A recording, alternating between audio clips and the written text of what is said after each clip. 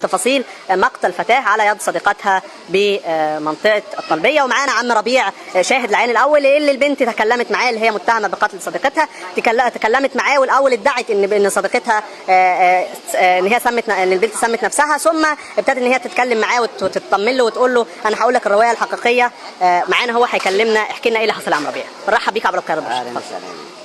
المهم انا كنت قاعد هنا وهي نزلت. مين يا عم ربيع معلش ممكن؟ البنت المتهمه. يعني اشرح لنا بقى بس عشان نعرف الساده المشاهدين هم مش عارفين مين البنت ومين، فقول لنا دي المتهمه مثلا. المتهمه ما هديكها ميته فوق. طيب اتفضل. ندهت لي فاتنقلت انا وهي. تمام. اما اتنقلت انا وهي قالت لي ده هي سمى بعد ما نزلت من فوق. بعد ما نزلت من فوق قالت لي انا سمى نفسها. حد هيكلمني؟ قالت لك ان المجني عليها سمى نفسها. قلت لا، قلت حد هيضربني؟ قلت لها لا، ما حدش يقدر يضرب طول ما انت معايا. شويه وجت هنا لقيت لك الحوار قلب تاني. قلت لها طب بلغي الاسم من تليفوني. بلغت الاسم، قالت له نفس الروايه السم ومش السم. قالت ان صاحبتها حطت سم لنفسها او تناولت سم. قلت لها انت كنت بتحاول تطمنها عشان هي كانت خايفه. قلت لها ان ده سمت نفسها يا بنتي، ما عليكش ذنب انت في الموضوع ده. واطمنت لي تمام. جت قالت لا ده انا سميتها ورحت خانقاها بطرحه، رحت موتاها. ما قالتلكش ان عملت كده ليه؟ لا حرام.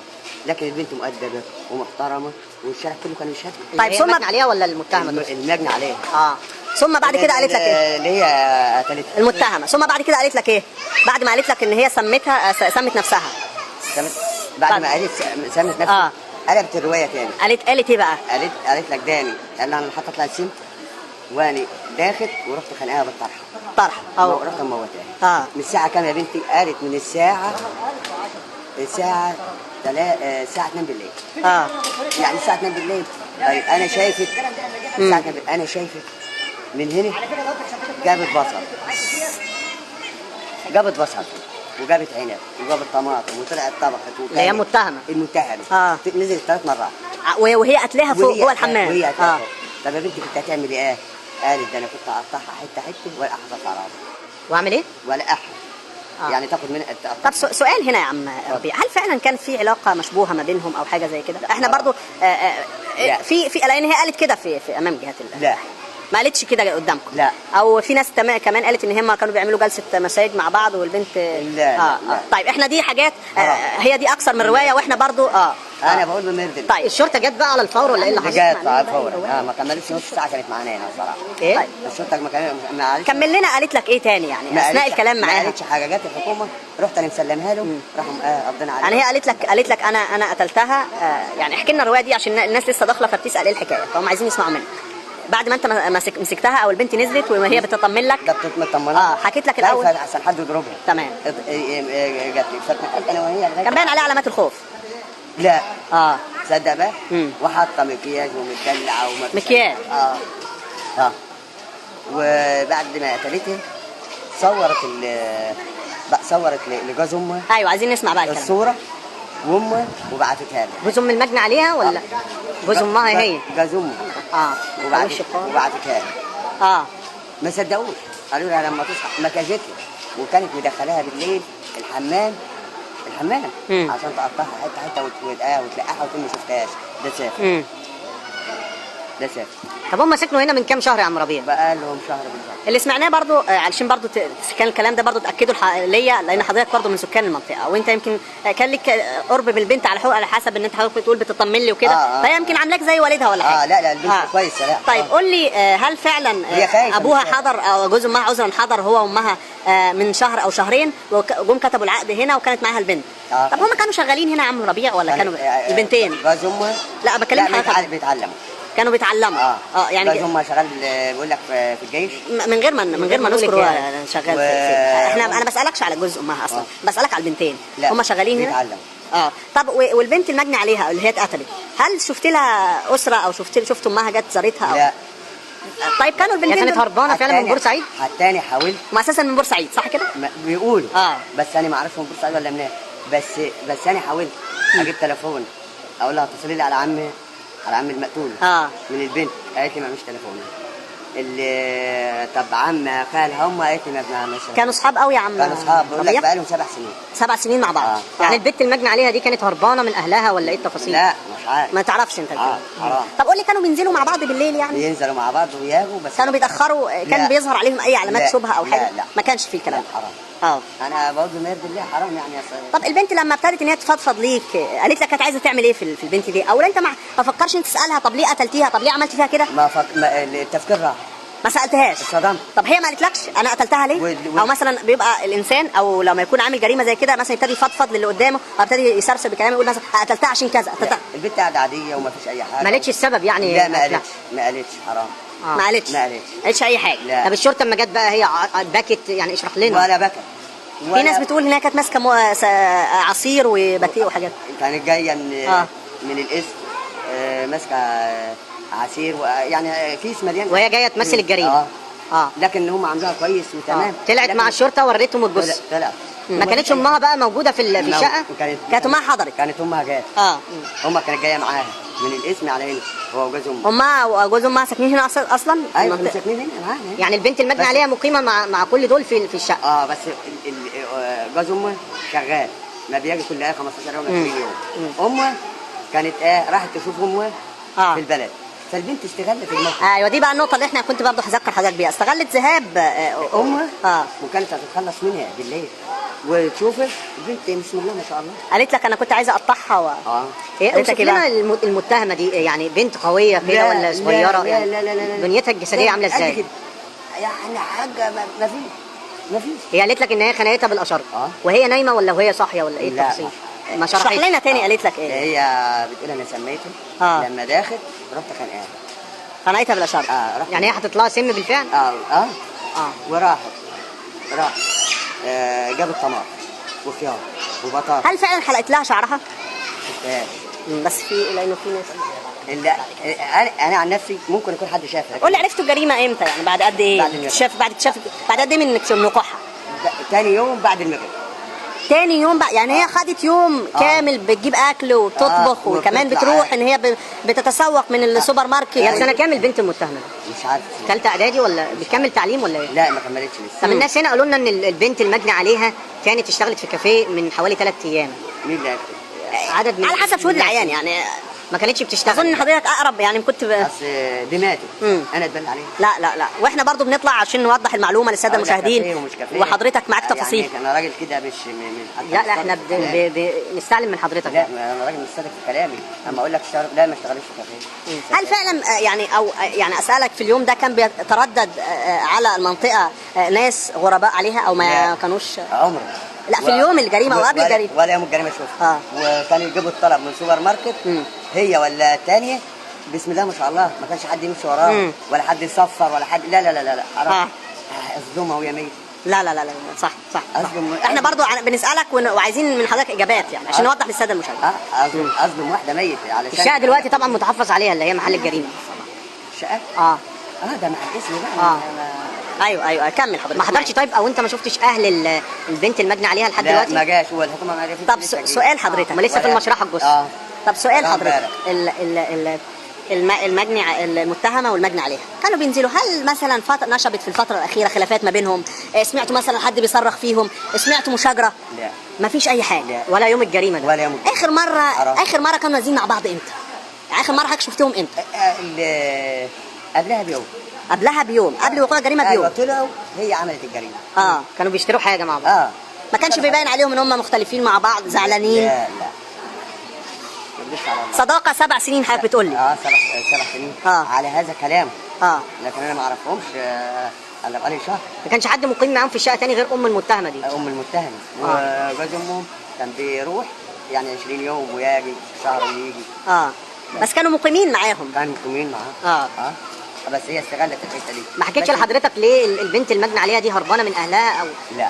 هل فعلا كان بيظهر على المتهمه بقتل صديقتها ان هي مهتزه نفسيا او حاجه زي كده؟ يا باشا لو انت شفت هتقول ده حاليا دلوقتي هتقول ما قتلتش. والبنت اللي ما تقتلش ما هي دي بتشرح كل واحد. ما كانش هممها الموضوع. لا اتكلم معاك بشكل واثقه من نفسها وكانت لابقه متمكيجه حضرتك بتقول لي؟ متمكيجه وما فيش اي حاجه، والبنت بسم الله ما شاء الله ولا مهزوزه حتى. بس هي قالت لك ان هي كانت عايزه تهرب. كانت بتفكر تهرب البنت المتهمه. هقول لك على حاجه. لما هي عايزه تهرب طب ما هتهربتش في اليومين دول وهي قتلاها. وبتاكل وبتشرب. بس انت لما يعني يمكن انت اول واحد هي راحت لك وكنت قاعد هنا وابتدت تفضفض معاك وبتاع، ما حاولتش زي ما بتقول ان هي تهرب. بس انا هي حكيت لك روايتين، ادعت في الروايه الاولى ان صديقتها انتحرت. بس انا ما رضيتش يعني ليه اختارتك انت عشان تحكي؟ حضرتك كنت قريب ليها ولا ايه؟ البنت كانت انا كنت بقعد هنا. انا بقعد هنا قاعد عشان اتحرك الفجر. تعدي سلام عليكم السلام عليكم بس. لم يظهر عليها اي شيء من وانا خلطه يعني ولا بتاع. بس هي البنت خافت من الناس، والناس عاديين ما فيش حد ولا حد يعرف. طب ما كانت ممكن تقفل الباب وتمشي يعني. ايوه تهرب. ليه بقى اختارت انها تحكي؟ واختارت برضه عم ربيع بالتحديد. ما هي دي المشكله. ندهت بقى لجارنا، قلت له الامر 1 2 3 مسكها بقى. مش هتسيب واحده. بعد ما اعترفت لك وقالت لك انا قتلتها بالشرب وخنقتها وبتاع. ده الاخر. فانت كنت عايزه اقطعها. ناس بتقول ان هم طلعوا فوق لقيوا مخرطه ملوخيه وسكينه جنب القتيله. يعني اللي مفيش حد طلع. حارسه العقار. بس هي يعني نهاية حياتها بالاشرب فقط. بس يعني بس ما فيش حد كانت فعلا بتحاول هي تقطعها بس ما قدرتش. بس خلي بالك عشان واحد. هي تبص عثر عليها في الحمام ولا فين؟ من الشارع. في الحمام. داخل الحمام. من الشارع بحاله. كداب اللي يقول لك انا دخلت شفت البيت. لا انا بذكر هي حارسه الله. طيب قول لي حضرتك، واسالك السؤال ده وبعيده على حضرتك، في هذه الواقعه واثناء جلوس المتهمه معاك، ويمكن هي تشرح لك، ما قالتلكش انا قتلتها ليه؟ او في اثناء وصل الكلام كده احيانا بنلاقي المتهم ان هو بيعترف بيقول انا قتلته مثلا عشان كذا او لما الناس بقى اتلمت البنت خافت. ايوه هتحكي مع مين؟ لقيت لك الناس بتسرسب، ده يتكلم وده يتكلم وده يتكلم وده. طب رد فعل امها ايه لما جت هنا؟ ام المتهمه لما جت منهار. يعني قالت ايه الكلمات اللي قالتها يعني؟ هتتكلم. سمعنا الناس من صرخت. طب قالت ايه؟ صرخت وعيطت بنتها. ما قالتش ليه قتلتها ولا ما حكتش مع اي حد؟ ما حكتش.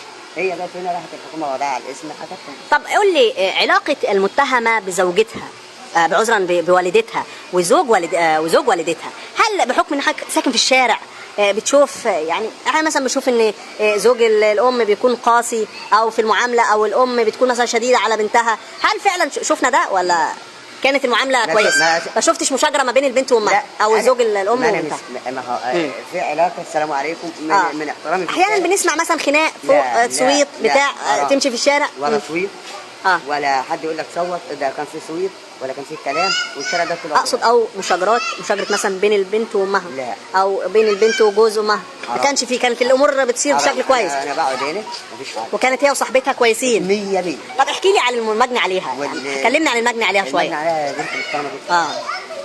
عمري ما لقيت، انا قاعد هنا بقعد هنا الان، عمري ما لقيت عيل ماشي وراها. ما فضفضتش معاك المجني عليها خالص؟ لا. ولا اتكلمتش معاك؟ لا كانت عليها عمرها ما لفظت معايا كلمه. بس المتهمه كانت يمكن تقعد معاك او تتكلم معاك. المتهمه ما تقعدش. لا لسه معاك صح كده. أيوة. ولكن لما حصل الموقف ده مثلا في حاجه يرن عليا. هو في الليله دي فضل يرن عليا. مين اللي فضل يرن عليك؟ ابو المجني عليها؟ جوز امها. ايوه جوز امها. ده بعد ما البنت اعترفت لك ولا قبل؟ لا قبل. قبليه. اطلع يا عم ربيع شوف في ايه في الشقه. قلت له انا بصراحه ما بطلعش شقق وما بخبطش على حد. رفضت ان انت تطلع. انا اللي قايل لك.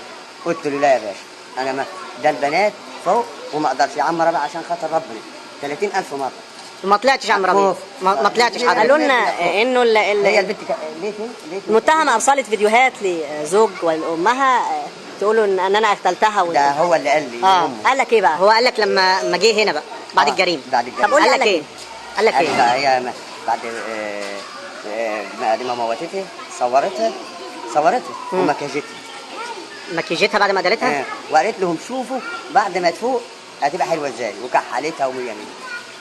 وقال كمان هي حلقت شعرها. ما شوف دي انا ما طلعتش بما يرضي الله. اصل اللي ماتت ما تدلاش عليها حرام، ولا اتدل على واحده ميته اقول له ده حلقه شعرها. حقيقي احنا برضو طالعين معاك علشان نسمع منك. احنا بنشكر حضرتك على هذه الاضافه اللي قلتها لي المصري اليوم. بشكرك معانا. كمل يا عم ربيع اتفضل. بتقول لي ان هي كانوا ساكنين هنا بقالهم شهرين او اكثر؟ لا بقالهم شهر ويومين بالظبط النهارده. شهر ويومين؟ بقالهم شهر ويومين.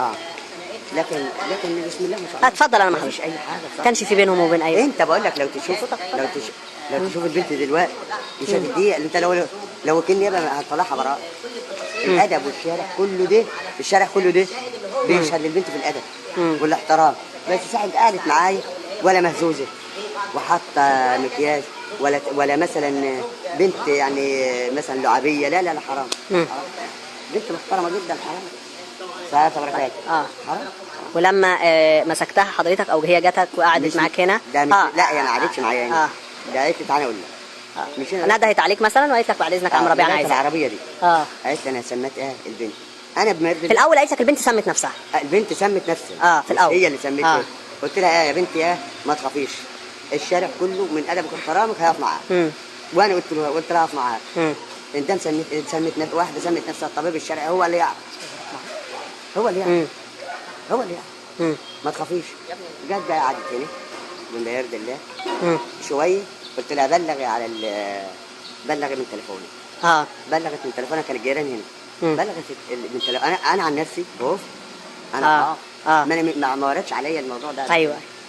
بلغت وانا رحت متكلم اما غلطت، رحت متكلم الشرطه من تليفونها برضه. قلت لهم شارع كذا كذا كذا والحقوني دلوقتي. جو نص ساعه كانوا هنا بصراحه. جهود، ايوه جهود امنيه يعني مبذوله من الرجاله. باشا كانوا واحد كمل عم بدون ذكر اسماء. راح قال لي اتفضل. قلت له اتفضل البنت اهي. قال لي حصل عم ربيع. قلت له حصل 1 2 3. البنت موتت البنت دي. ما هو الفيلم الاولاني بقى خلاص. هي بعد ما كشفت لك وحكيت لك خلاص. فيلم بقى قديم ما خلاص الحياه باينه. راحوا واخدينها حاطينها بس ما سمعتوش ما بينهم مشكله، ما بينهم حاجه، ما بينهم اي حاجه، مفيش حد يتردد على الشقه. يبقى انا قلت لك، يبقى اقول لك ايه